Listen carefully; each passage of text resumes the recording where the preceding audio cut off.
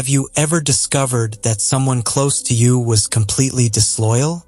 A friend who spoke against you, partner who broke your trust, a colleague who smiled in your face but secretly plotted your downfall. When you discover a hidden enemy, your ego immediately demands a reaction. You feel a burning desire to confront them. You want to expose their lies. You want to make them feel the exact pain they caused you. This reaction is natural, but it is a massive psychological trap. When you react with rage, you hand your power over to the person who betrayed you. You allow their lack of loyalty to dictate your emotional state. You let their darkness change your character.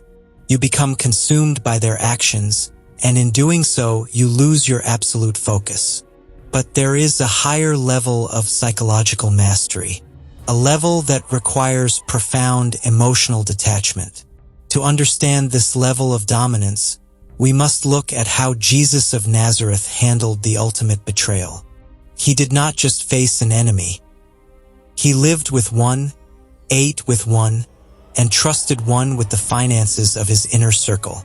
Jesus chose Judas Iscariot knowing exactly who he was and what he would eventually do. This alone is a staggering display of mental fortitude. Most of us cannot stay in the same room with someone who dislikes us. Jesus spent 3 years pouring his life into a man who would eventually sell him for the price of a slave. Why would he do this? Because Jesus operated from a place of supreme emotional detachment. He understood a principle that destroys the ego. You cannot control the loyalty of others, but you have absolute sovereignty over your own response. Jesus accepted the reality of human flaw. He did not expect Judas to be perfect, and therefore, he was not emotionally destroyed when Judas proved to be deeply flawed. He maintained his frame entirely. The pinnacle of this emotional control is displayed during the Last Supper. The tension in the room is heavy. Jesus knows that the plan for his execution is already in motion. He knows that Judas has already made the deal. The betrayer is sitting at the table. If you or I were in that room, the ego would demand an immediate confrontation. We would want to stand up, point the finger, and publicly humiliate the traitor before they could make their move. But Jesus does something that completely shatters human logic. He stands up, takes off his outer clothing, wraps a towel around his waist, and begins to wash the feet of his disciples. And he does not skip Judas. The sovereign leader of the universe kneels down and washes the dirt from the feet of the man who is actively plotting his downfall. This is not weakness. This is the most terrifying display of psychological power in human history. By washing the feet of his enemy, Jesus proved that Judas had absolutely zero control over his internal state. Judas's betrayal could not make Jesus bitter. Judas's darkness could not turn off Jesus's light. Jesus refused to let the actions of a disloyal man change his core identity. He served Judas not because Judas deserved it, but because service and humility were the unshakable foundation of Christ's character. He dictated the terms of the interaction. Later that night, the betrayal reaches its climax in the Garden of Gethsemane. Judas arrives with a mob armed with swords and clubs. He walks up to Jesus and greets him with a kiss. It is the ultimate act of hypocrisy, using a symbol of love to deliver a fatal blow. The disciples panic. Peter draws a sword and starts swinging. Chaos erupts. But look closely at the reaction of Jesus. He does not flinch. He does not scream at Judas. He does not ask for an explanation or demand an apology. He simply looks at the man who has sealed his fate and says, "Friend, do what you came for." These are words of absolute mastery. Jesus is essentially saying, "I see exactly what you are doing. I am not surprised. I am not destroyed. Proceed." He dismisses the betrayer with terrifying calm. He removes all power from the act of betrayal by accepting it completely and refusing to be broken by it. So how do you apply this profound level of detachment to your own life? How do you build an unshakable mind when the people around you prove to be disloyal?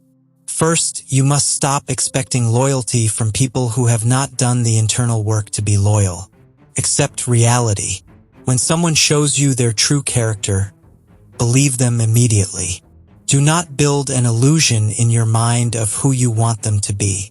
When you expect nothing, you cannot be emotionally devastated when people fail.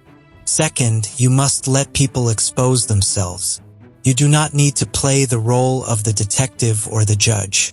When you sense disloyalty, the greatest response is often observation. Let them talk. Let them act. Give them the rope, and they will eventually hang their own reputation. When you stay silent and centered, their guilt and their chaos will become painfully obvious to everyone.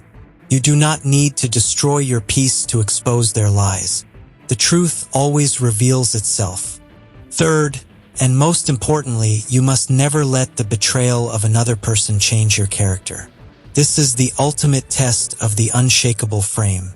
If someone lies to you and you become a liar in response, they have won. If someone is cruel to you and you become bitter and cruel, they have defeated you. They have stolen your identity. You must be like Jesus at the table. You must be so deeply rooted in your own principles that no amount of external darkness can alter your internal light. You wash their feet, metaphorically speaking, by remaining true to your own standard of excellence, regardless of their behavior. You release them from your life with the same calm authority Jesus showed in the garden. You look at their actions, you recognize their reality, and you emotionally detach. You walk away with your peace completely intact, knowing that their disloyalty is a reflection of their brokenness, not your value. The ego wants revenge.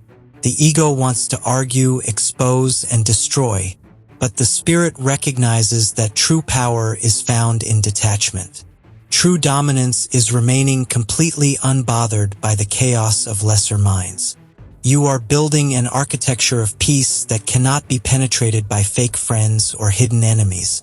If you are ready to let go of the need for revenge and master the art of detachment today, I want you to go to the comments right now and type, "I protect my peace." By doing this, you are drawing a line of emotional sovereignty. Subscribe to this channel and join us as we continue to decode the ultimate psychological blueprint.